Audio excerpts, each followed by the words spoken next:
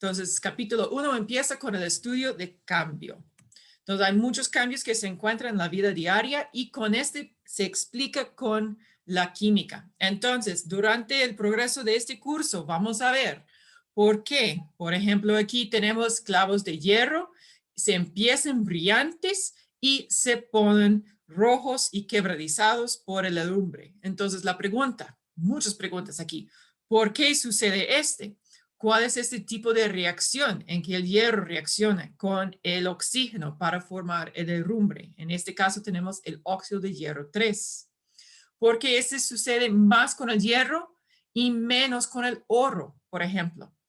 Vamos a aprender en este curso el basis para explicar por qué esta máquina para cocinar el arroz puede cocinar el arroz sin quemarlo, que se apaga automáticamente cuando el arroz está lista. Entonces, es como mágico. Pero de verdad viene de una idea muy sencilla de la química. También hay muchos fenómenos naturales de cómo se comporta la luz y por qué es diferente en un arco iris o neblina. Y vamos a ver el origen de los colores. Y una pregunta que tenemos aquí, por ejemplo, es ¿cuál de esos tubos es plata, contiene plata? Y yo sospecho que todos van a decir, es este, el último. Y el último sí contiene plata, pero la realidad es que cada tubo aquí contiene plata. Y si alguien quiere elegir el tema de coloides para su tarea número 3, uno puede explicar cómo es posible que tenemos plata que tiene el color rojo, morado, azul, verde o también plateado. Entonces, muy interesante. Empezamos con los 3 estados fundamentales de materia. Tenemos el sólido, líquido y el gas. Hay otros estados, incluyendo la plasma, pero no son tan importantes para nuestro curso de química. En el sólido podemos notar que este sólido es muy compacto.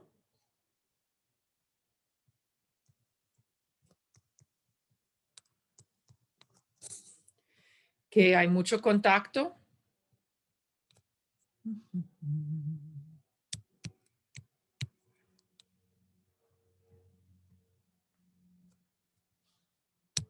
No quiere comportarse bien, ¿eh?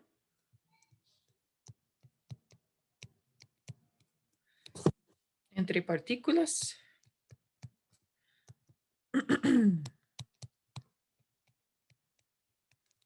Tiene una forma definida.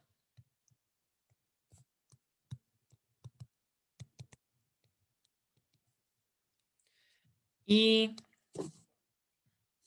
típicamente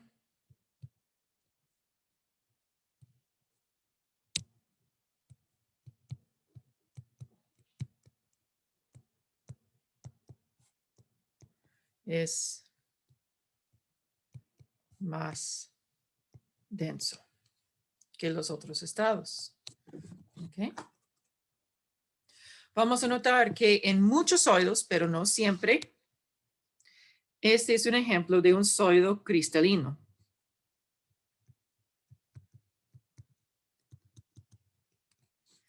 Y este indica que las partículas están ordenados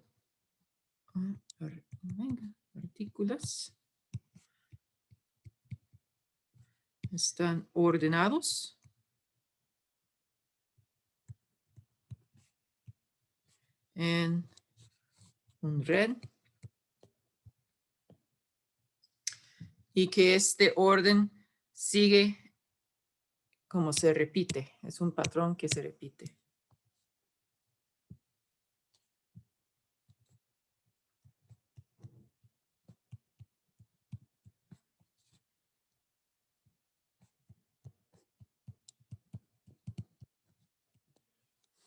Okay. También tenemos un líquido. En el caso del líquido, Todavía hay contacto.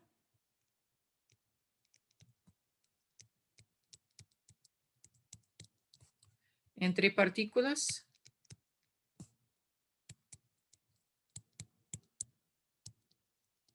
Pero es menos que en el caso del sólido. ¿Okay? Este tiene una forma indefinida. Entonces, conforme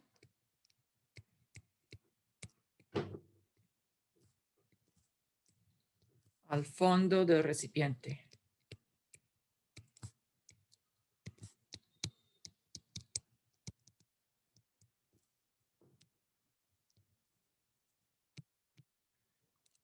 Okay. Típicamente,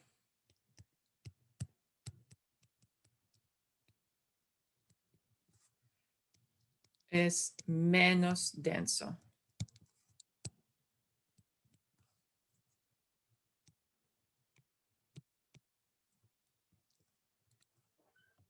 Okay.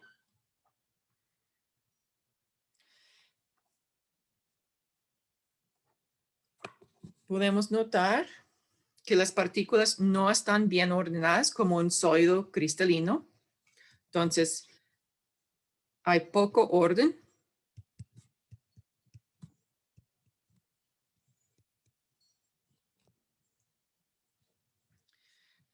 Hay más movimiento.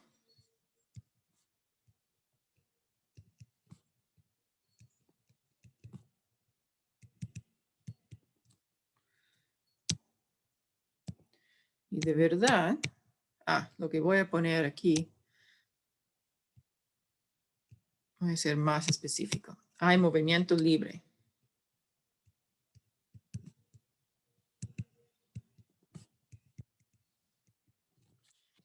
Y en el caso del sólido, el sólido solo, las partículas solo vibran.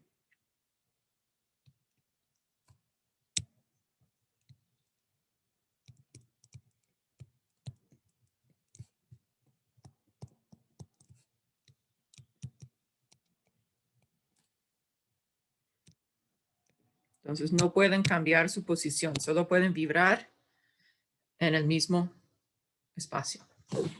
Pero en líquido, esos pueden fluir.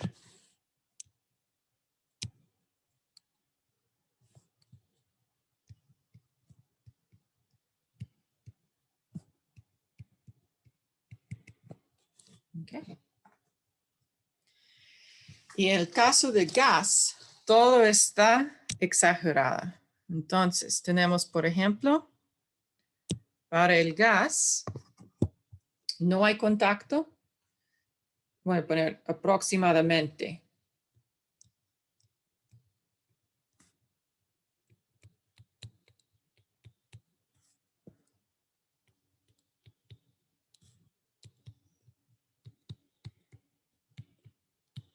Okay. Vamos a estudiar los gases más en un capítulo después, pero por ahora es suficiente decir que, bueno, hay mucho espacio entre partículas.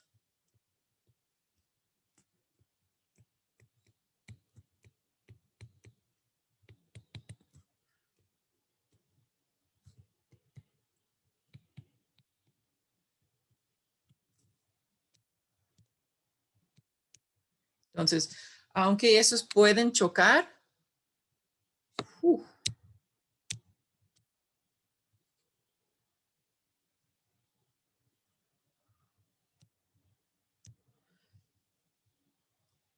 típicamente no están en contacto. Wow. Este hace que siempre es poco denso. O siempre la densidad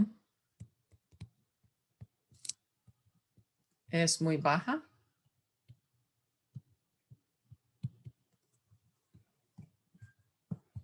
Siempre conforme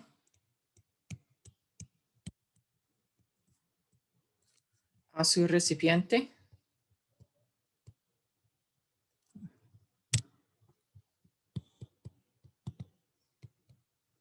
Entonces la forma no definida o indefinida. Okay.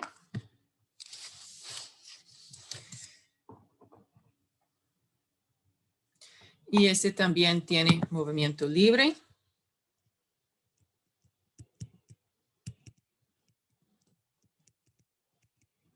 Y muy rápido.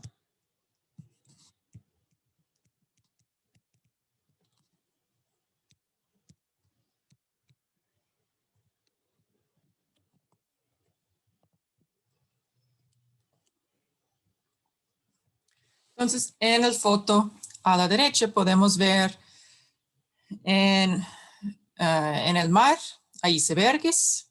Entonces, el iceberg es el sólido y podemos ver aquí las moléculas de agua. Ups, perdón. Las moléculas de agua están muy ordenadas. Podemos ver la red cristalina. Y hay poco movimiento, pero solo vibraciones dentro de la red. También en el mar hay agua líquida. Y en este caso podemos ver que es un desorden. Y sabemos que el mar puede moverse, hay olas, entonces hay movimiento libre. Pero el mar se encuentra al fondo de su recipiente, cuando el recipiente es la tierra. Y en el aire se encuentra gas, es el vapor de agua. Y aquí podemos notar que el espacio entre las moléculas es mucho mayor. De verdad, este no está a escala. Es mucho mayor y por lo tanto la densidad es mucho menor. Preguntas aquí. Profe, yo tengo una. Es que yo veo que el agua tiene como en el estado líquido, es como más junta que el sólido, digamos. ¿No debería ser como al revés? ¡Woohoo! ¡Excelente! Esa es nuestra primera observación y es muy, muy importante. Ella ha notado que el líquido se encuentra más unido, hay menos espacio entre las moléculas de agua que en el caso del sólido. Vamos a notar que en las notas yo había escrito que típicamente el sólido es más denso, típicamente el líquido es menos denso. Yo tengo que decir típicamente porque hay algunas excepciones y probablemente la excepción más importante es el agua. En un capítulo en el futuro vamos a estudiar las fuerzas intermoleculares y así vamos a tener una explicación un poco más completa de por qué el agua líquida es más densa que el agua sólida. Y por esa razón, el hielo flote, que puede ser un iceberg en el mar, puede ser el hielo en su vaso de agua, siempre está flotando. Y ese tiene que ver con la estructura cristalina, que es muy especial en el caso de agua. Tiene que ver con puentes hidrógeno y vamos a estudiar esos en el futuro. Muchísimas gracias por esta observación y pregunta. ¿Algo más? Gracias.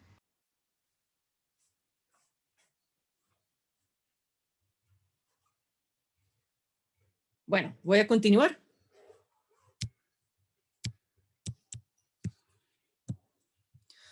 Entonces, vamos a categorizar la materia por su composición.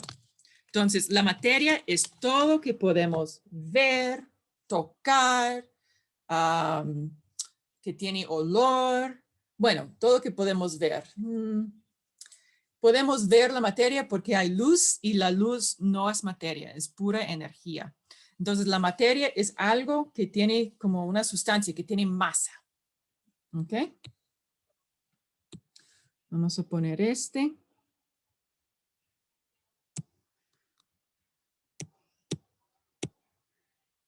Que la materia tiene masa.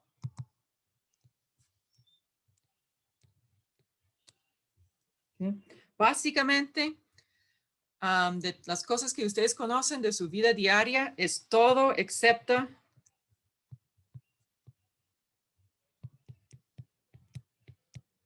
la luz. Y, ondas de radio,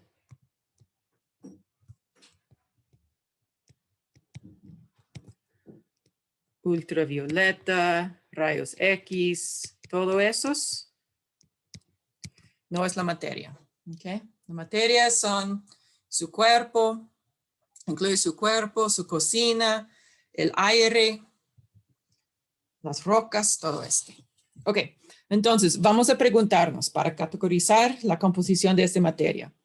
Si la materia tiene o si es uniforme en todos sus puntos. Entonces, ¿qué quiero decir que es uniforme? Es decir, que yo puedo dividirlo en partes más pequeñas y cada parte se ve igual al otro. Cuando es uniforme en todos sus puntos, se llama homogénea. Entonces, homo significa igual. ¿Ok? Cuando no es uniforme en todos sus puntos, se llama una mezcla heterogénea. ¿Ok? Hetero significa diferente. Entonces, todos conocemos bien las palabras heterosexual y homosexual. Entonces, heterosexual es cuando uno tiene interés en una persona con el sexo diferente y homosexual es cuando uno tiene interés en alguien con el sexo igual. Tenemos alguien levantando la mano. Dígame su pregunta. Profe, el plasma y el estado condensado de Bose-Einstein no son estados de la materia. Pero no escuché la primera cosa que usted dijo. Que si parte del estado de la materia también está el plasma y el condensado de Bose-Einstein. Ok. Sí, esos dos, la plasma y el condensado Bose-Einstein, esos son otros estados de la materia. Entonces, hay al menos, de verdad, hay al menos 5 estados de la materia. Desafortunadamente, los otros dos, la plasma y el condensado de Bose-Einstein, no lo vamos a ver en ese curso. ¿Okay? Para nosotros, estamos limitados por ahora a solo 3 estados de la materia.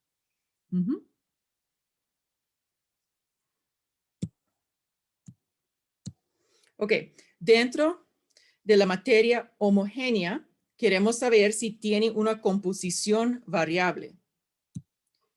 Puede ser que sí, en este caso es una mezcla homogénea, por ejemplo, una disolución, y puede ser que no, en este caso es una sustancia pura. Cuando tenemos una sustancia pura, queremos saber si puede separarse en sustancias más simples. En el caso de sí, es un compuesto, y en el caso de no, tenemos un elemento. Perdón. Ahora vamos a poner unos ejemplos de cada uno. Ok. Aquí, entonces, primero queremos saber si es uniforme en todos sus puntos. Ok, puede ser que es homogénea. Entonces, este puede ser, por ejemplo, su taza de té es homogénea. La parte inferior y la parte superior se ve igual. ¿Ok? Entonces podemos poner un dibujito. Si me permite dibujar. Un dibujito. Y vamos a tener por dentro nuestra T.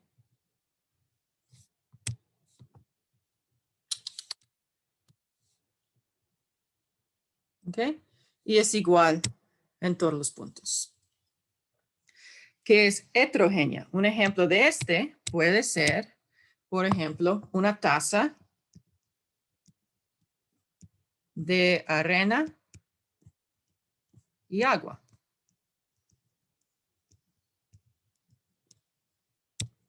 Como podemos anticipar,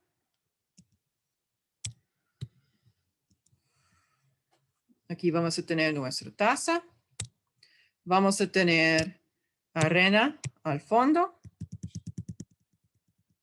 Y vamos a tener agua en todas las partes de la taza. Entonces la parte al fondo se ve diferente a la parte superior.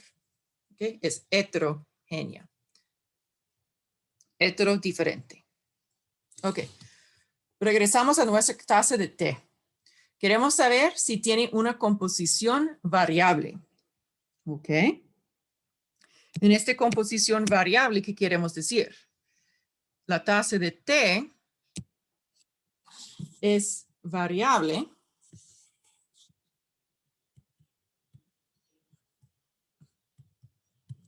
porque puede ser que es fuerte o débil. Entonces, el té fuerte tiene una concentración de té más alta que el té débil. Es decir, que su composición es variable. ¿Okay? En comparación, si nosotros tenemos, en vez del té, solo tenemos agua. Agua, tal vez ustedes saben, siempre es H2O. La composición no puede variar. Ahora, vamos a ver si puede separarse en sustancias más simples. En el caso de agua, digamos que sí. El agua es un compuesto porque está formado por hidrógeno y oxígeno. Los elementos de hidrógeno y el elemento de oxígeno no se puede dividir en sustancias más simples. Otros incluyen, por ejemplo, el oro y la plata. Todo eso son elementos.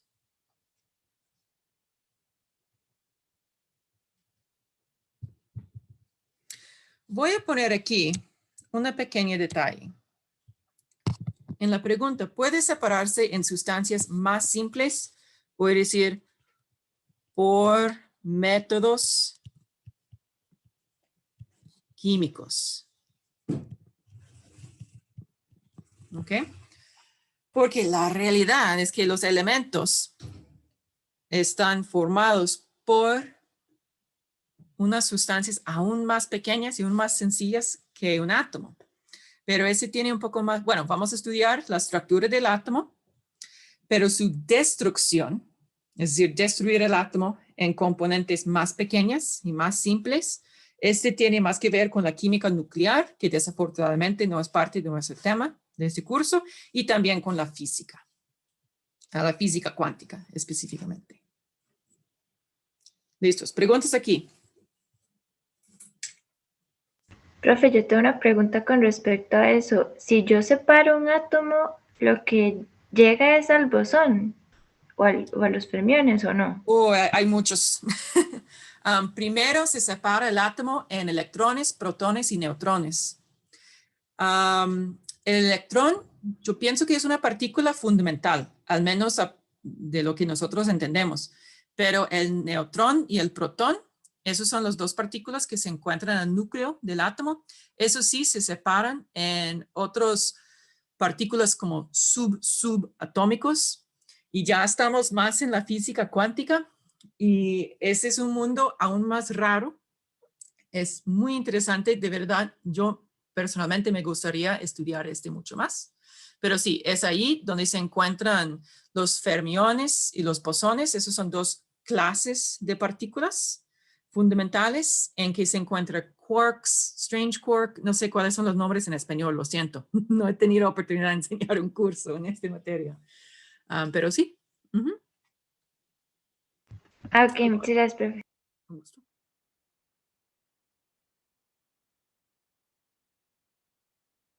Bueno, vamos a continuar.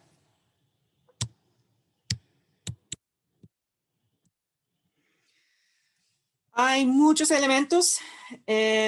Según esta tabla periódica, tenemos 118 elementos conocidos. Ustedes no tienen que memorizar todo eso y sus símbolos, pero esos que yo tengo indicados en el rojo son los elementos más comunes en el mundo y también más utilizados en la vida diaria y en el curso de química general. Bueno, y la mayoría de los cursos de química. Entonces, es útil para ustedes saber el nombre y el símbolo de esos elementos indicados en rojo. ¿Okay? Por ejemplo, H, hidrógeno, He es helio. Li, litio, Be, berilio.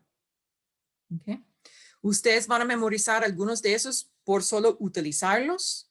Siempre deben tener una tabla periódica disponible durante sus estudios, las lecciones, los exámenes, pero también le va a ayudar a realizar preguntas más rápidamente si tiene al menos esos que están en rojo, los nombres y símbolos memorizados. Ok, aquí tenemos una práctica de los estados físicos y mezclas. Ustedes van a identificar cada muestra como una mezcla heterogénea, mezcla homogénea, sustancia pura, compuesto o elemento. Voy a anotar que, como habíamos visto en la primera diapositiva, es una esfera con un color representa un elemento.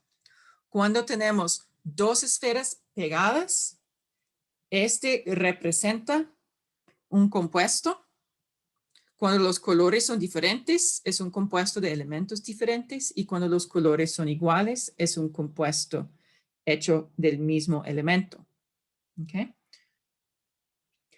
Para realizar esas prácticas, como siempre, yo quiero que todos los estudiantes estén realizándolos en sus notas, pero yo quiero los 2 estudiantes que son voluntarios para el curso, por favor, escribe su respuesta aquí directamente en la pantalla. Que aunque sí es un compuesto, pero aún lo vamos a llamar elemento porque es un compuesto hecho de 2 átomos del mismo elemento. Vamos a ver adelante que hay 7 elementos diatómicos: el hidrógeno, nitrógeno, oxígeno, flúor, cloro, bromo y yodo. Pero por ahora está bien aquí. Es homogénea, sin duda. Y no es un elemento porque tenemos 2 colores diferentes. Entonces es una sustancia. Y solo veo una sustancia. Entonces voy a llamarlo una sustancia pura. ¿Ok?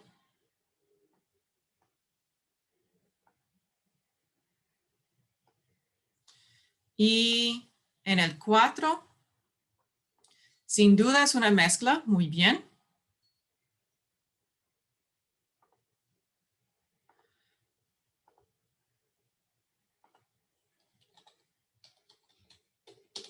Es una mezcla.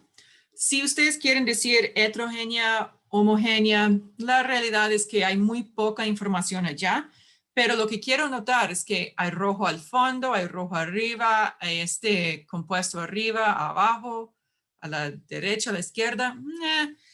Entonces, para mí,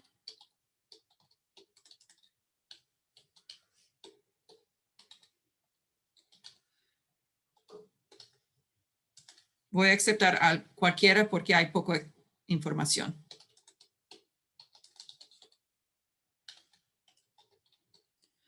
Y este va a suceder en vez en cuando.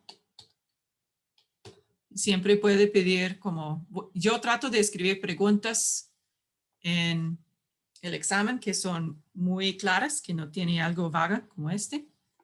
Ok, alguien dijo, Marilyn dijo, la arena es una mezcla heterogénea. Estoy completamente de acuerdo. Podemos ver que unas partes son grandes, otras muy chiquitas, esa es más blanca, esa es más negra. Entonces es una mezcla heterogénea. Bien. Y el azúcar. El azúcar está compuesto con 12 carbonos, 12 hidrógenos y 11 oxígenos. ¿Lo vamos a llamar el azúcar un elemento? No, un compuesto. Muy bien, es un compuesto. Y cuando tenemos una taza de solo azúcar, este será un compuesto puro.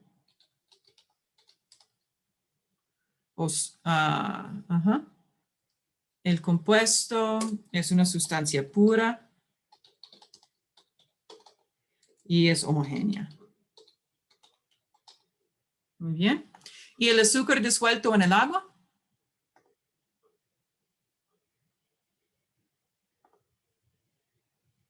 Es una Una disolución, una mezcla homogénea. Muy bien. Es una mezcla homogénea. Excelente. Muy bien. Tenemos una pregunta. Jocelyn, ¿cuál es su pregunta? Profe, ¿qué define el azúcar como sustancia pura? Si tiene varios, que son Muy bien, muy bien. Entonces, es una sustancia pura porque es pura azúcar. Es cada partícula que se encuentra aquí está hecho por 12 carbonos, 22 hidrógenos y 11 oxígenos, perdón. Entonces, cada partícula tiene el mismo compuesto. Entonces, pura, pero no es un elemento porque aún podemos separar el azúcar en carbono, hidrógeno y oxígeno. Profe, entonces pasa lo mismo con el agua. Exacto. El agua pura es homogénea, es una sustancia pura, pero también se llama un compuesto. No es un elemento. El agua pura es un compuesto. Todavía puede ser una sustancia pura. Ajá. Luis, ¿su pregunta? Profe, en el momento que usted sobresatura el agua con azúcar y el azúcar se sedimenta, o sea, es una disolución saturada, pero sigue siendo homogénea a pesar de que usted puede ver dos partes, digamos. Ok, en este caso, el experimento que está hablando es que vamos a tener nuestra taza de agua y vamos a agregar azúcar. Al principio todo el azúcar se disuelve, pero el compañero ha notado que eventualmente se va a saturar el agua y ya no más azúcar puede disolverse y por lo tanto tenemos azúcar sólido al fondo de la taza. Si solo queremos hablar de la disolución de agua y azúcar, este es homogénea, pero pensando en toda la taza en que tenemos la disolución arriba y el azúcar abajo, este es heterogénea.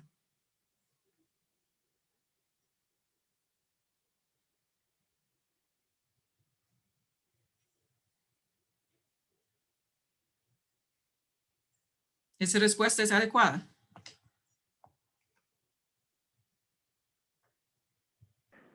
Sí, profe, gracias. Mucho gusto. Excelente.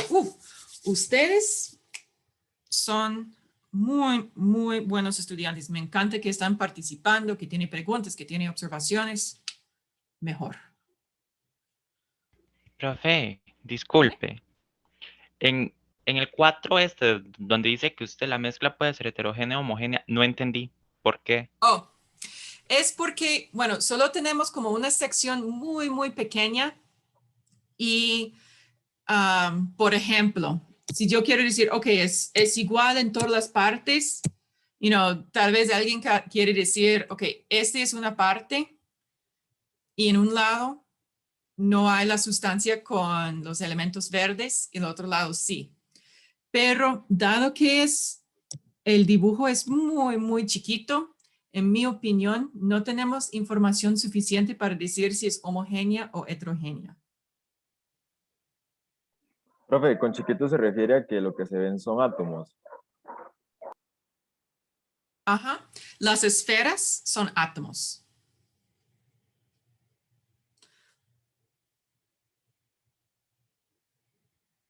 Profe, Dígame.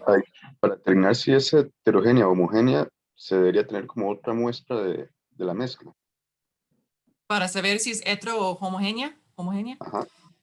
Sí, lo que me gustaría ver es, por ejemplo, una expansión de la ventana para que podamos ver como una parte más grande. De verdad, yo sospecho que la mejor respuesta, y yo sospecho que lo que el texto quiere que decimos es que sea homogénea, porque también tenemos esta idea de movimiento, que cada partícula se mueve rápidamente y por lo tanto, aunque está en esta esquina por ahora, va a chocar con la pared y pasar a otra área. Entonces yo pienso que es mejor decir que es homogénea, pero no me gusta mucho esta pregunta. En el futuro voy a tratar de editarlo para hacerlo más obvio.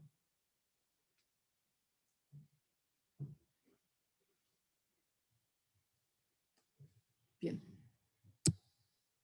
Profe, Ujú. en la tercera sí es igual, bueno, una sustancia pura, pero es un compuesto. Correcto. Ujú. Entonces, lo más específico es compuesto. Poco menos específico en la descripción es sustancia pura. Aún menos específico es homogénea.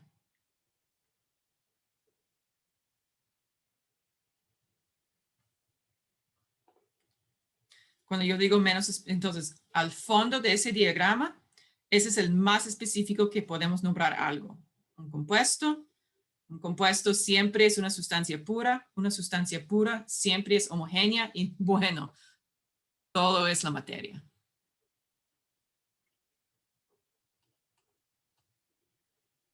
Profe, yo tengo una consulta. Cuando uno dice sustancia, es diferente a decir sustancia pura, ¿verdad? Sí, porque una sustancia, yo pienso que lo que tenemos es, por ejemplo, esa sustancia pura, porque también se llama, a veces se llama una sustancia, por ejemplo, una roca, es una sustancia, pero por ejemplo, una roca de granito se va a ver que es heterogénea, porque hay partes que son muy oscuros, otras partes que son muy brillantes, otras partes que son gris. Entonces vamos a especificar, es una sustancia pura. ¿Ok? Gracias. Ok, otra vez mirando la composición de la materia y cómo vamos a separarlo. Por ejemplo, tenemos mezclas y tenemos sustancias puras. Una mezcla se separa en sus componentes por métodos físicos. Entonces, una mezcla está hecha por sustancias puras. Entonces, ¿qué quiero decir con métodos físicos? Estamos hablando de, por ejemplo, Puede ser como los filtros que se usan para separar, digamos, la arena del agua o algo así. excelente, filtración. Perfecto. ¿Alguien ha visto cómo se hace sal? Sal del mar. Profe, Se hierve el agua, tamizado. creo. Por hervir el agua. Vamos, en vez de decir hervir, vamos a llamarlo evaporación. ¿Alguien? Ajá. Decantación. Decantación, muy bien. Decantación es una palabra poco utilizada en la vida diaria. Básicamente, cuando hacemos el decantación, tenemos... Profe, Ajá. una es centrifugación. Centrifugación. Centrifugación es un tipo de precipitación y después de realizar la precipitación hay que hacer decantación o filtración. Profe, si no ¿Y me el equivoco, magnetismo? también hay un método que utiliza campos magnéticos, ¿verdad? Oh, sí, Para separar absolutamente. unos sólidos de otros sólidos. Entonces, no sé si ese dibujo le ayuda, pero en decantación tenemos el sólido al fondo del recipiente y el líquido se vierte y el sólido se queda. Entonces, vamos a tener aquí.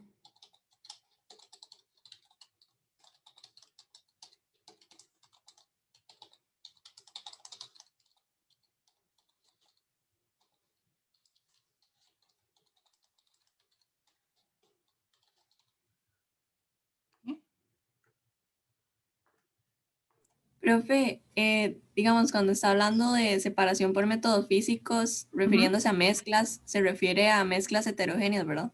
Puede ser heterogénea o homogénea. Ok. Por ejemplo, cuando hacemos evaporación, empezamos con agua del mar, por ejemplo, y para simplificarlo, vamos a decir que simplemente es agua y sal de mesa. Es una mezcla homogénea. Con evaporación, el agua pasa al estado gaseoso y se elimina del recipiente y al final tenemos la sal pura en el recipiente.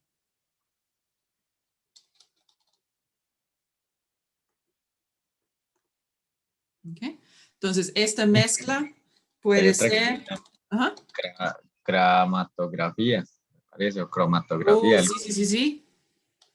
Muy bien.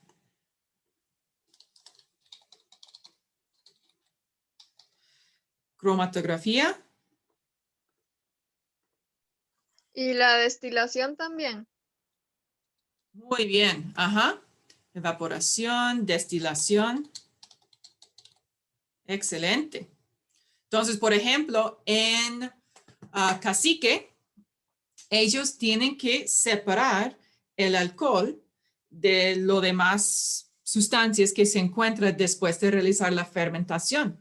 Para hacer ellos realizan destilación y el líquido con el menor punto de ebullición separe de lo demás sustancias. Excelente. Cuando tenemos la mezcla, hay homogénea y heterogénea. Y para separar las sustancias puras, tenemos compuestos y tenemos elementos. Entonces, es posible separar un compuesto a un elemento utilizando métodos químicos. Por ejemplo, utilizamos electrólisis.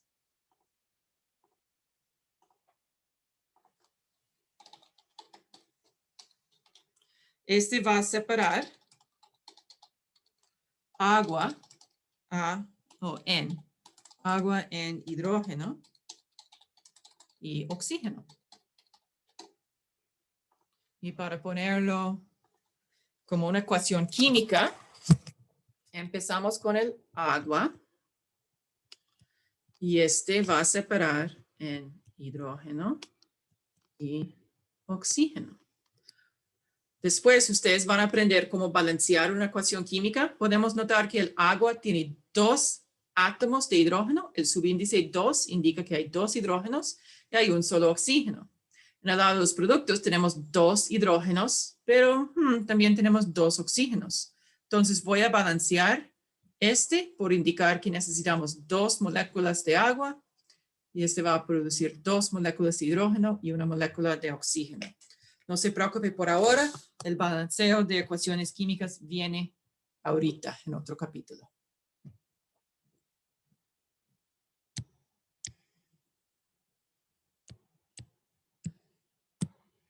Ok. Hay propiedades de la materia. Se separa en 2 categorías. Hay propiedades físicas y hay propiedades químicas. En el caso de propiedades físicas,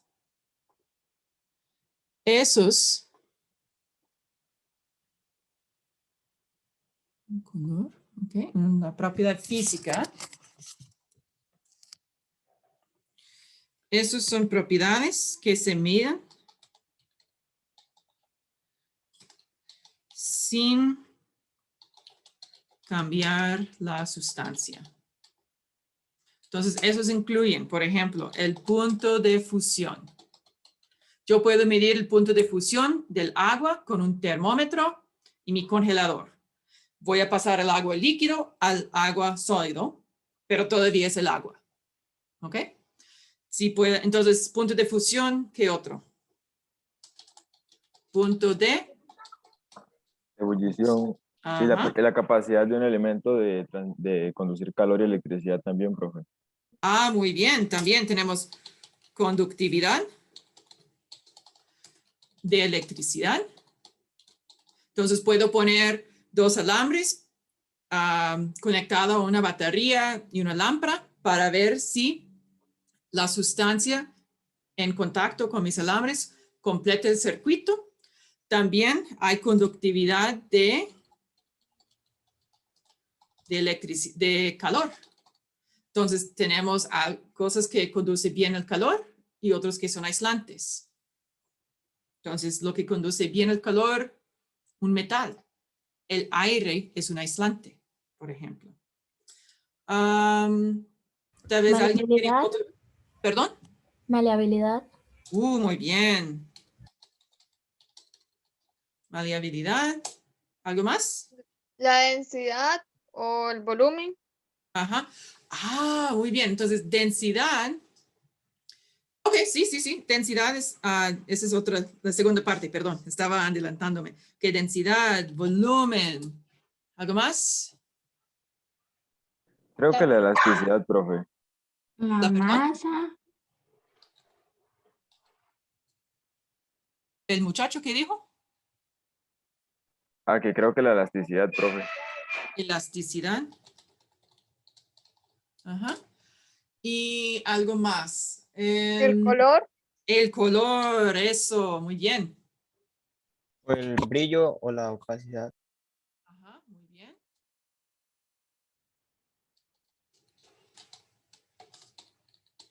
La longitud.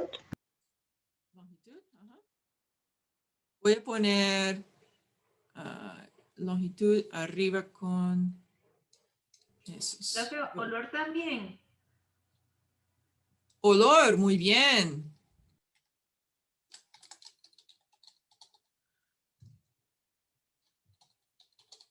Excelente. La presión. La presión. Vamos a dejar presión como, es una propiedad de un gas. Ok, voy a ponerlo aquí arriba con masa. ¿Cómo no?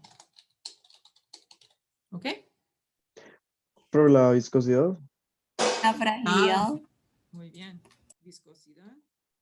Profe, ¿verdad que las propiedades físicas son independientes de la cantidad de materia? Esa es la próxima diapositiva, cuando tenemos propiedades intensivas y extensivas. Toxicidad, profe, no. Perdón, no escuché, era una mala conexión. Si es tóxico o no, o el nivel de toxicidad. Toxicidad. Me gusta este. Voy a ponerlo en el intermedio. Porque depende de la sustancia. Por ejemplo, el mercurio 2 y el plomo 2, esos son tóxicos y no tienen que transformarse. Pero hay otras cosas que son tóxicos porque reaccionan con el ser vivo y por eso son tóxicos. Entonces voy a dejarlo como en el intermedio porque depende. Muy bien. Ok, también tenemos propiedades químicas. En este caso, esos se miden con una transformación química, es decir, una reacción. No sé si alguien... Una pregunta, ¿lo volátil de una sustancia es una propiedad química o física? Física, muy bien. Este color. Si es volatilidad, ¿es una palabra? Sí. Ok, bien. Profe, tengo la misma duda de si es una propiedad física o química la ductilidad. ¿La qué? Ductilidad. Ductilidad. Este es física.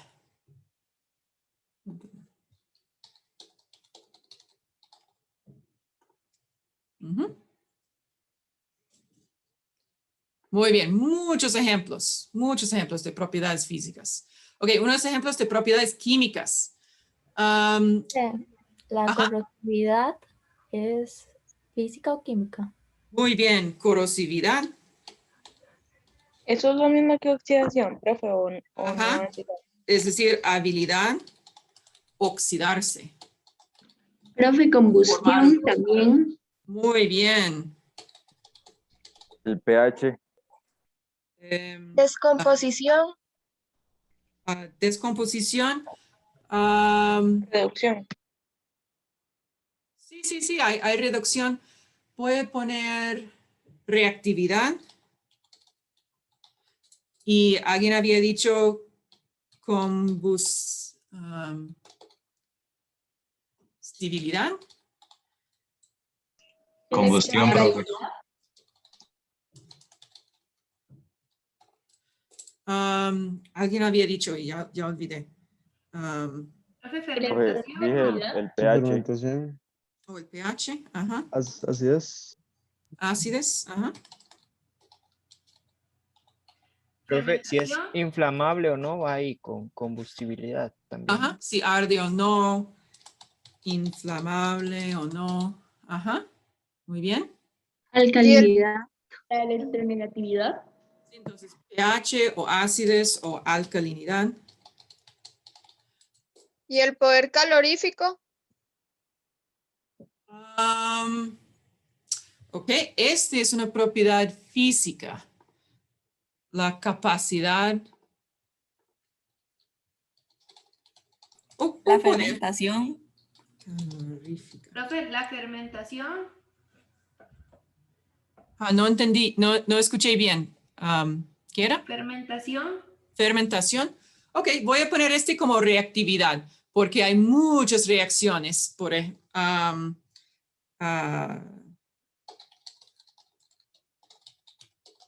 Fermentar, por ejemplo. Ajá, muy importante. Para que podamos hacer cervezas, vinos, vinagres, todo ese. Excelente. Me gusta mucho esta lista. Está bien si no está completamente. Profe, una pregunta. Ajá. ¿La radioactividad? Ajá. ¿O eso ya es como nuclear?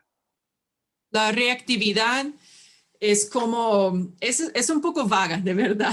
Entonces, No, la radioactividad como como de radiación.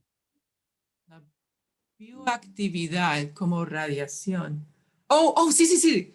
Ajá. Sí es radioactiva. Radioactividad. Entonces, radioactividad, ese tiene que ver con la descomposición de un elemento porque su núcleo es inestable. Y lamento mucho que no vamos a estudiar este. Pero si ustedes quieren tener muchas pesadillas, pueden mirar la miniserie de HBO que se llama Chernobyl. Y va a haber ejemplos, algunos están exagerados, lamento decir, de radiación o radioactividad y sus efectos. Aunque no está completamente perfecto, el miniserie, yo pienso que yo puedo recomendarlo. Lo disfruté mucho, lo miré 2 veces, de verdad. Es Chernobyl de HBO. Profe. Electronegatividad. Esa es una propiedad física excelente. Este tiene que ver con conductividad de electricidad. Es decir, que si es un electrolito o no. Ajá. Así dígame. ¿Y la ionización?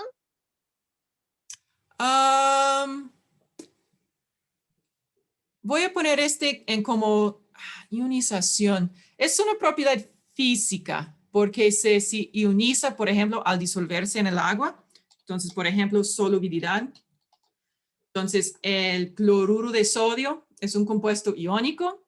Cuando se disuelve en el agua, se separa en sus 2 iones, pero sigue siendo cloruro de sodio.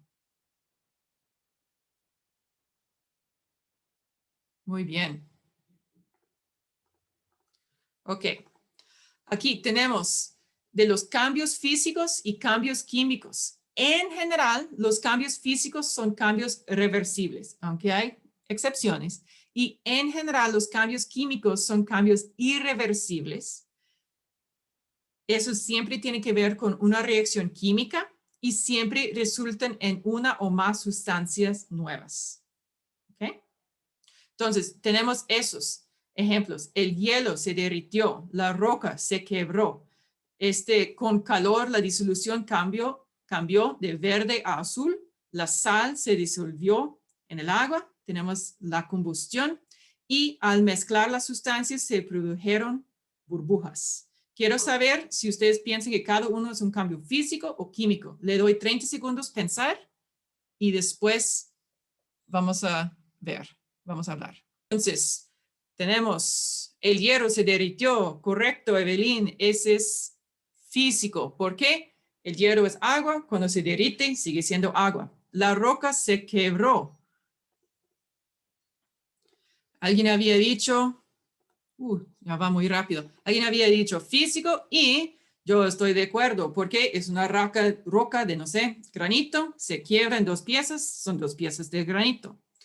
Con calor, la disolución cambió de verde a azul. Y alguien dijo que es químico. Yo estoy de acuerdo. Cuando tenemos un cambio verde a azul, dado que el color es una propiedad física, cuando cambiamos el color, probablemente hemos cambiado la sustancia. Muy bien. Con 4, la sal se disuelve en agua. Tiene razón, es físico porque todavía tenemos agua y todavía tenemos sal. Eso es lo que ahora se forman una disolución homogénea. Ahora tenemos la combustión y Marilyn tiene razón, es químico porque el combustible arde con el oxígeno para formar dióxido de carbono y agua.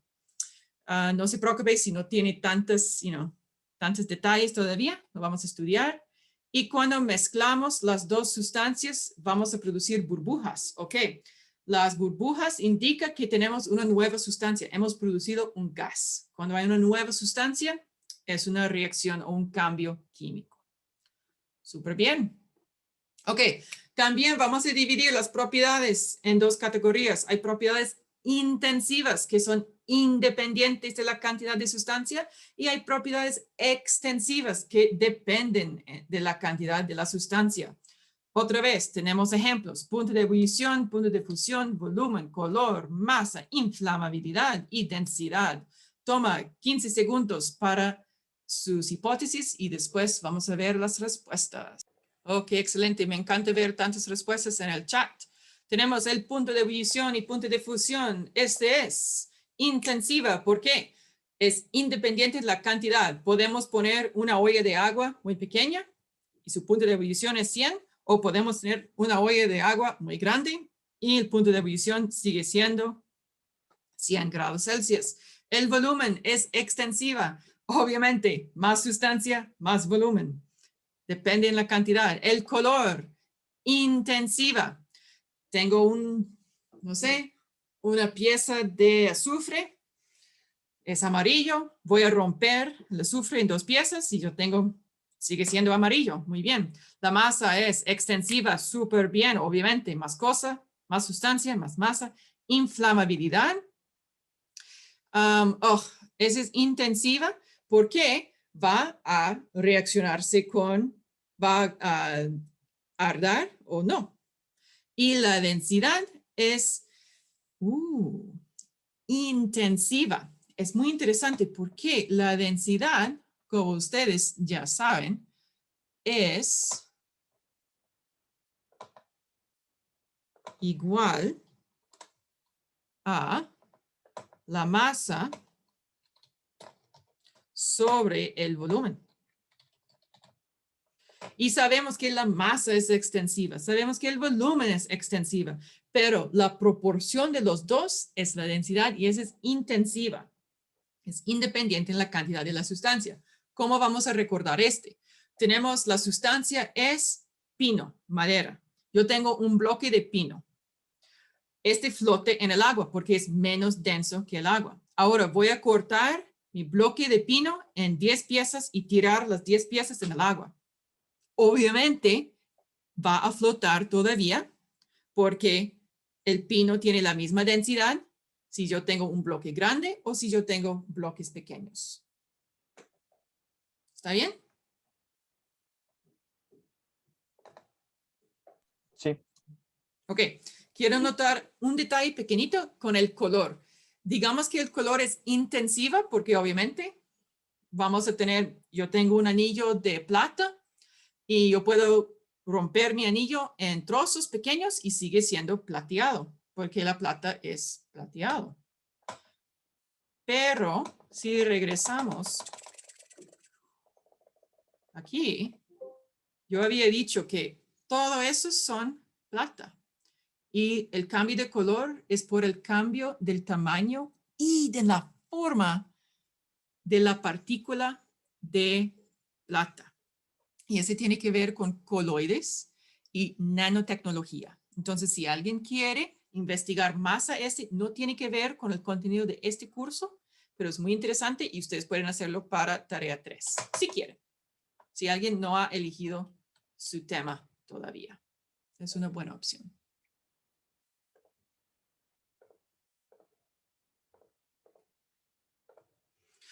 Ok, vamos a tomar muchas mediciones en la ciencia y en la química. Cada medición tiene exactitud y cada medición tiene precisión. Okay. Entonces, la exactitud indica si la mediana o media de sus mediciones coincide con el valor de referencia. La precisión se mide mediante la desviación estándar.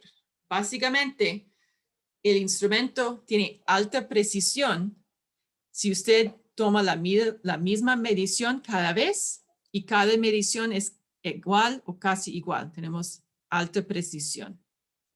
¿Okay? Entonces, aquí tenemos unos ejemplos. El centro del tablero es el valor verdadero y los dardos son nuestras mediciones. Es un metáforo.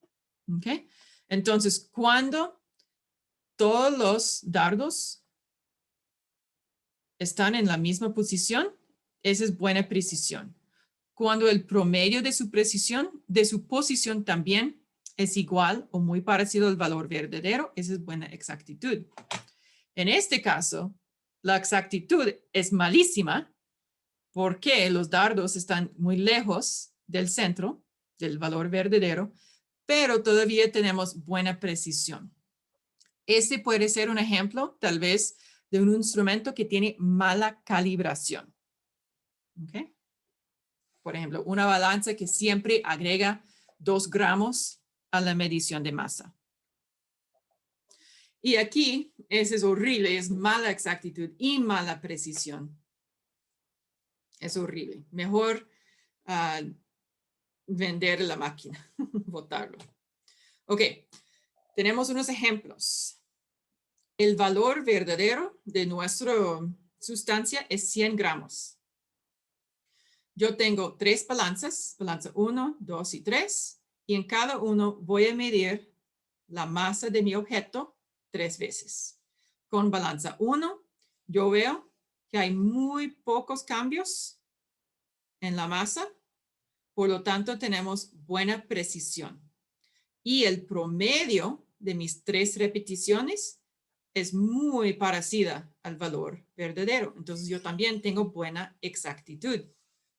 En balanza 2, yo veo que mis 3 repeticiones son muy parecidas, entonces yo tengo buena precisión, pero el promedio de los 3 es 10 gramos mayor que el valor verdadero. Ese es porque yo tengo mala exactitud.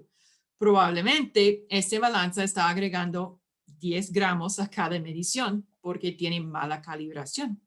Se puede calibrar el instrumento de nuevo y va a funcionar mucho mejor.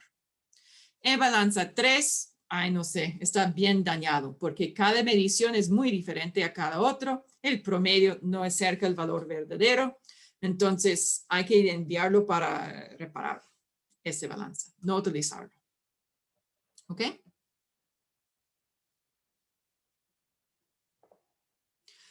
Que quiero mostrarles este gráfico.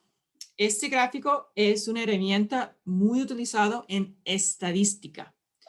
Y estadística, aunque no está enseñado mucho en el colegio y tampoco en la universidad de verdad, es una parte de matemática que puede ser uno de los más útiles para entender el mundo. ¿Okay? Y en lo que tenemos aquí, en el eje Y, es la densidad de probabilidad. Básicamente, hay muchos ejemplos y hay pocos ejemplos. ¿Ok? Y en el eje X es cualquier valor que queremos medir. Y entonces aquí cuando tenemos este valor, puede ser, por ejemplo, la masa del objeto y la densidad de probabilidades. Por ejemplo, lo medí una vez y saqué este valor. Lo medí 6 veces y saqué este valor 6 veces. Este valor yo medí solo una vez con una repetición. ¿Okay? Entonces, el ancho de la curva corresponde a la precisión. El promedio típicamente es el máximo de la curva. La distancia entre este máximo y el valor verdadero es la exactitud o la exactitud. Okay. Vamos a ver este gráfico, esa densidad de probabilidad en el futuro cuando hablamos de viscosidad, no de viscosidad, presión de vapor. Y también, bueno, ustedes no tienen cinética química. Okay. Solo quiero introducir este gráfico. Muy bien. ¿Cómo estamos en tiempo? Excelente. 20 minutos más. No, 25 minutos. Ok. Cuando estamos tomando mediciones, vamos a separar nuestros datos en números exactos y números inexactos. Los números exactos no tienen incertidumbre. Sabemos exactamente el valor de este número. Entonces, esos tienen un número infinito de cifras significativas. Y vamos a estudiar cifras significativas bastante en este capítulo y utilizarlos en este curso. ¿Okay? En el caso de un número inexacto, este tiene que ver con una medición. Cada medición tiene un número específico de cifras significativas y una incertidumbre, es decir, un grado de error. Cada medición es un número inexacto. ¿Okay? El último dígito de una medición tiene incertidumbre. Típicamente es más o menos 1 en el último dígito, pero puede ser diferente, depende del instrumento. Es decir, que ningún instrumento es perfecto. ¿Okay? Y esta incertidumbre depende de la calidad del instrumento. Entonces, algunos instrumentos son de muy alta calidad. Entonces, podemos escribir y medir la masa con más puntos decimales, por ejemplo. Y los números exactos no tienen incertidumbre. Entonces, esos son, por definición,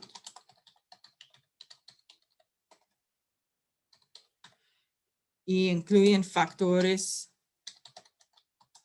de conversión. Por ejemplo,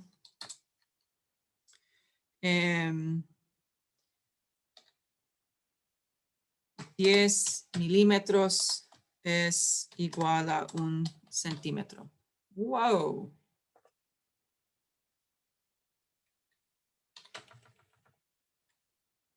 ¿Ok? O algo así como 1 kilogramo es igual a 1000 gramos, por ejemplo. También un número exacto puede ser un conteo de menos de, y aquí hay un poco de flexibilidad, voy a decir menos de 100. Entonces, si usted quiere decir que hay 10 bananos, ok, yo tengo confianza que usted puede contar 10 bananos, ok. Si usted quiere decir que hay 25 estudiantes en la clase, yo tengo confianza que podemos contar 25 estudiantes. Si nosotros queremos decir que matriculado en la universidad y, que en la sede de la universidad hoy se encuentra, 15,000 personas, ese no es un número exacto. No vamos a contar 15,000 personas con perfección. Siempre hay un poco de error. Entonces, decir que hay 15,000 personas, no en la sede, en la ciudad. En la ciudad, esta es una medición que tiene incertidumbre.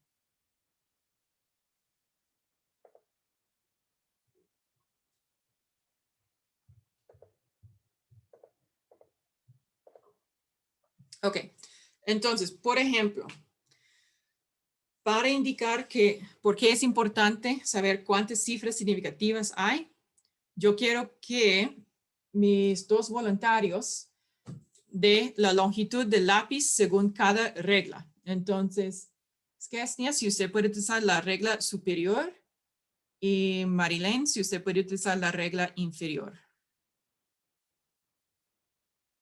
Y si mi pronunciación de su nombre es incorrecto, por favor avisarme. No, está bien, profe. Yo diría que la primera es como 4 centímetros más menos 1.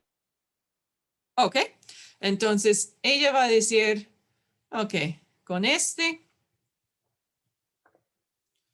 yo veo, sin duda es 4.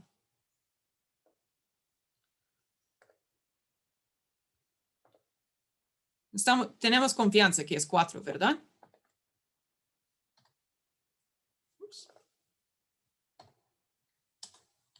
Centímetros, ¿está bien? Yo pienso que podemos decir que puede ser que es 4,5 centímetros. Porque el 5, el último dígito, tenemos incertidumbre en este.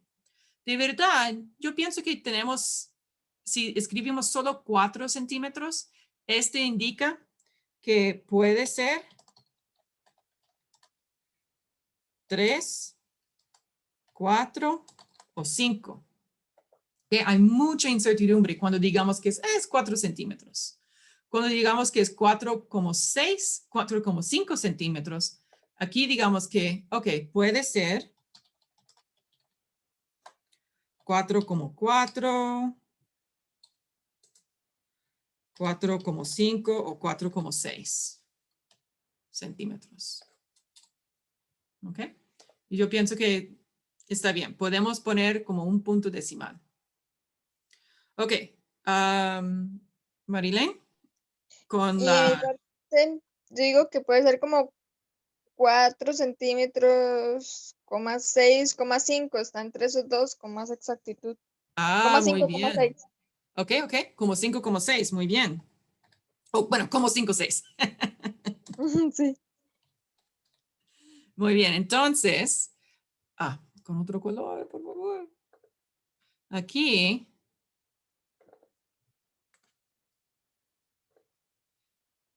Ahora lo que podemos ver es que sí, podemos ver que es un poco más de 4,5. Entonces puede ser que es...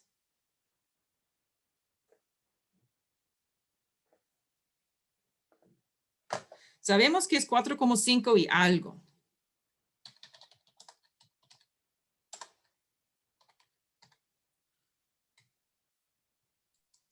Como 4,51, por ahí anda. Ok. O 4,52.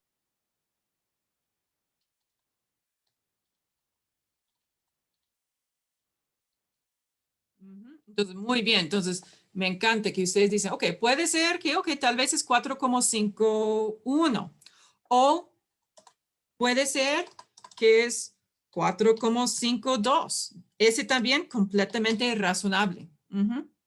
Puede ser, cualquiera de esos dos. No sé cuál es más correcto porque no tengo tanta certidumbre. Tengo un poco de incertidumbre en el último dígito.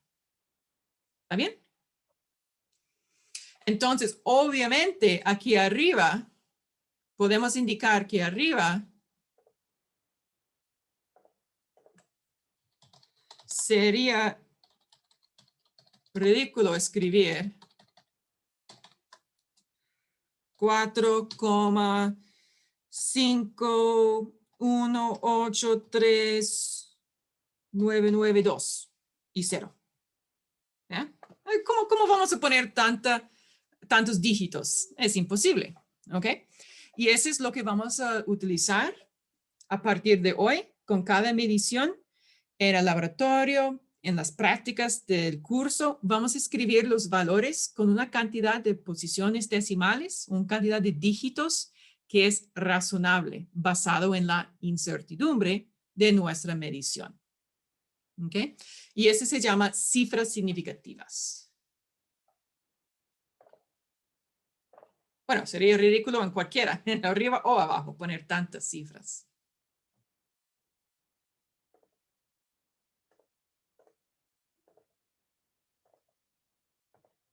Ok, entonces, ¿cómo vamos a identificar la cantidad de cifras significativas? Los ceros entre dígitos diferentes de 0 siempre son significativos. Por ejemplo, 1005 kilogramos tiene 4 cifras significativas. 1,03 centímetros tiene 3 cifras significativas.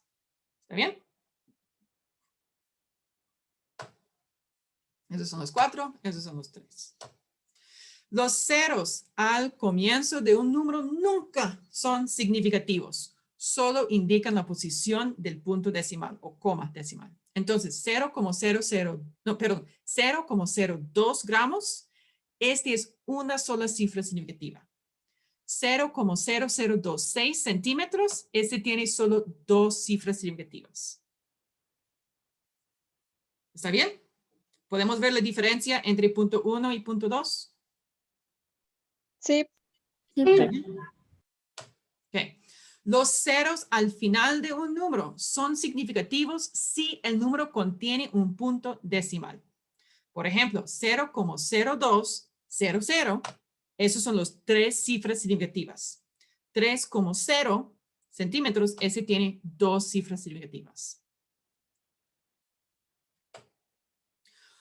Cuando tenemos ceros al final de un número que no contiene un punto decimal o coma decimal, tal vez son significativos o no.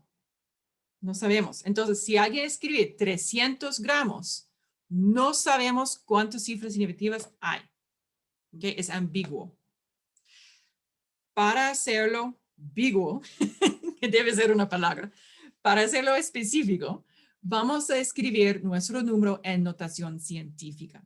Por ejemplo, 3 por 10 a la 2 gramos, este es una cifra significativa. 3,0 por 10 a la 2 gramos, ese tiene 2 cifras significativas. Ahora estamos utilizando las reglas de la diapositiva anterior. 3,00 por 10 a la 2 tiene 3 cifras significativas.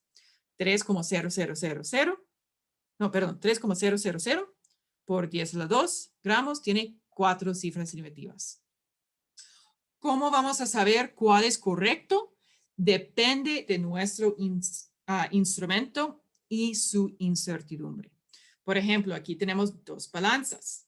Entonces, en esta balanza, si yo pongo una masa, aquí, puede ser que mida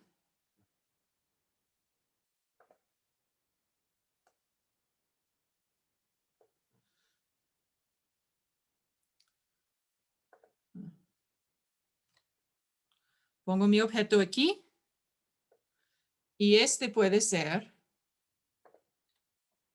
en esta balanza, voy a medirlo como, 5,62 gramos, ¿ok? Porque esa balanza solo tiene 2 posiciones decimales, ¿ok? Voy a poner el mismo objeto en esta otra balanza.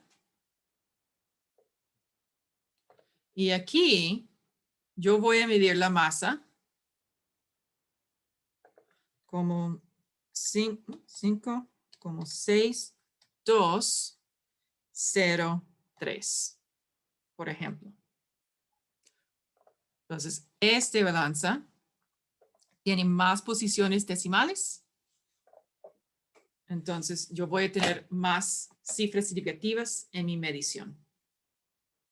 ¿Ok? El 5,62, ¿cuántas cifras hay? Skesnia, ¿cuántas cifras hay en 5,62? 3. Muy bien.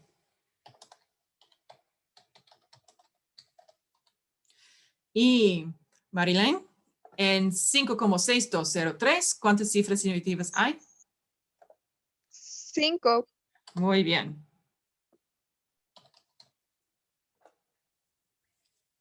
Excelente.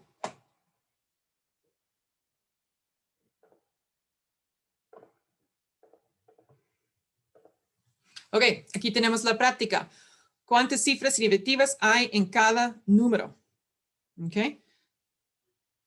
Vamos a notar que en mis presentaciones, pienso que siempre estoy utilizando una coma para indicar la posición del decimal, pero en los libros de Brown y Cheng ellos utilizan puntos. Pero yo pienso que ustedes han visto y muchos otros ejemplos. Entonces, todo es correcto, pero no tenemos respuesta a esos 3. Profe, y Ajá. el 500 no necesita como notación científica o algo así porque es ambiguo. Sí. Ah, muy bien. Entonces, este aquí es ambiguo.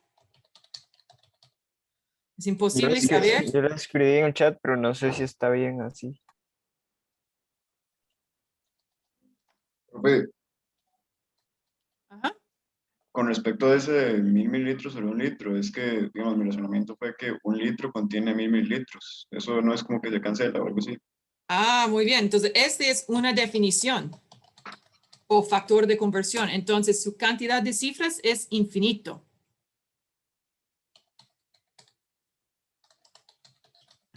Ok, entonces siempre que encontremos como ese tipo de definiciones por conversiones, va a ser infinito.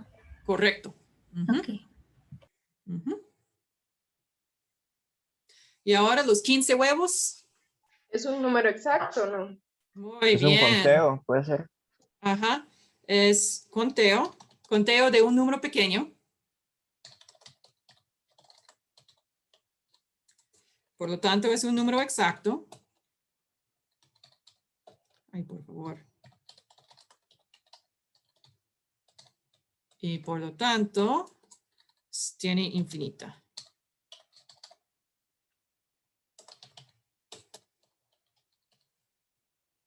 Excelente. ¿Preguntas o dudas aquí? No entendí cuándo entonces es infinito.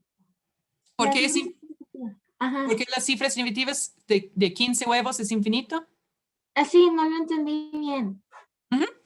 Ok. Este va a ser importante en unos momentos cuando hacemos cálculos. Pero básicamente, cuando hacemos suma, resta, multiplicación, división, hay que tomar en cuenta la cantidad de cifras significativas y este va a limitar nuestra respuesta. Entonces, es importante que podamos identificar un número exacto porque sabemos que hay 15 huevos y no hay incertidumbre. Estamos completamente confiantes, tenemos toda la confianza de que podemos contar 15 huevos. Entonces, no tenemos que limitar nuestros datos a solo 2 cifras significativas. Ok, entonces cuando uno está totalmente seguro del número, siempre la cifra significativa es infinita. Correcto. Ok, gracias. Súper. Y ahora en el chat hay otra pregunta. ¿Por qué es un conteo no? Por favor, escribir su pregunta de otra forma, porque no entiendo No, esto. profe, me refería a la pregunta que hizo ella de eso. O sea, que es finito porque es un conteo. Ajá. Sí, es porque Sí, por eso, exacto. tenemos certeza en el valor. Profe, ¿por qué el 500 no es o sea, el 500 es un número que se puede contar, digamos, o sea, no hay que medirlo, porque es ambiguo, porque no es un conteo de algo específico, como huevos, digamos. Sí, Profe, Ajá, porque la realidad, y es un poco es un poco triste, pero si usted tiene 500 canicas o algo así y le da a una persona cuenta de esas canicas, ellos no van a, 3 personas van a darle 3 respuestas diferentes. Hay un margen de error, pues. Siempre hay un margen de error cuando hay que hacer el conteo. Los conteos solo se pueden hacer con números más pequeños, entonces. Sí, el conteo solo es un número exacto con el número es pequeño. Y, hay un poco de flexibilidad en qué consideramos pequeño. Menos de 50, yo pienso que Eso le iba a preguntar, profe, y hasta dónde se consideran números pequeños, cualquier número de 2 dígitos o menor a cuál.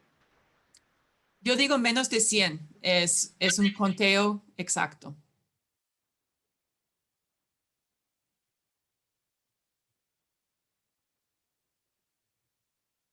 Profe, en la tarea número 2, en la simulación de gases, es que la temperatura dan números exactos, digamos, como 300. En ese caso, las 3 serían cifras significativas. Ok. Entonces, vamos a ver si está, ok.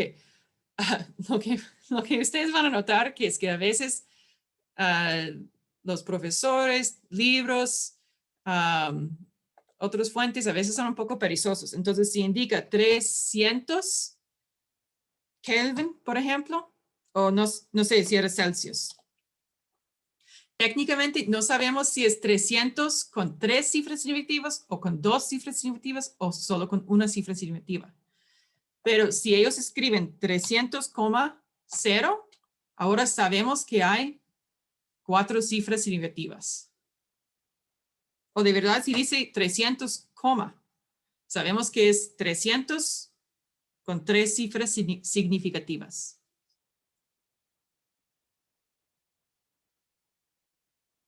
No sé si este responde a su pregunta. Sí, muchas gracias. Ok, con mucho gusto. Bueno, ese es todo el tiempo que tenemos hoy. Muchísimas gracias por su atención, participación, por sus preguntas. Ha sido una lección muy buena para mí. No sé si ustedes han notado, pero me encanta mi trabajo. Y gracias por matricular en el curso para que puedo trabajar con ustedes. Profe. Dígame. Muchas gracias a usted, profe. Muchas gracias, profe. Gracias. Muchas gracias, profe. Gracias, profe. Gracias, profe. Chao. Profe, ¿a dónde sube la repetición? ¿La perdón?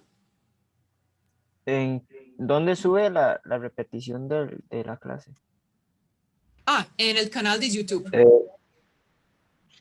Ajá. Si usted quiere ver la grabación, me cuesta un poco de tiempo porque mi computadora tiene que procesar el video y todo pero ahorita, probablemente en media hora, en el canal de YouTube, que puede encontrar el enlace en el aula virtual, ahí va a ver la grabación de hoy y parte de la lección del martes. Es solo que el martes compartí mucha información como de contacto y todo entonces no lo grabé. Esta parte. Profe, ¿y la diapositiva va a estar en el aula virtual? Solamente la diapositiva. Sí. Ajá. Se encuentra esta presentación y el solucionario de esta práctica también en la carpeta que se llama Presentaciones Examen 1. Muchas gracias. Gracias, profe. Profe. Gracias, profe. Gracias, profe. Nos vemos. Profe, es que yo no pude estar el martes pasado. Con respecto a los grupos, ¿esos grupos los hizo usted o se incorpora uno? No, esos son grupos opcionales y usted puede elegir el grupo o si usted quiere trabajar individualmente en tarea 2 y tarea 3. Si usted quiere incorporarse a un grupo que ya está, por ejemplo, si usted vea en la lista de temas para tarea 3, que hay una persona con un tema con solo un nombre o solo 2 nombres, usted puede contactar a esas personas para preguntar si usted puede unirse con ellos. Ok, tengo que ingresar antes a la tarea y apuntarme, por decirlo así. Sí. Y usted ha unido al chat de WhatsApp. No, profe. Ok, deme un momentito.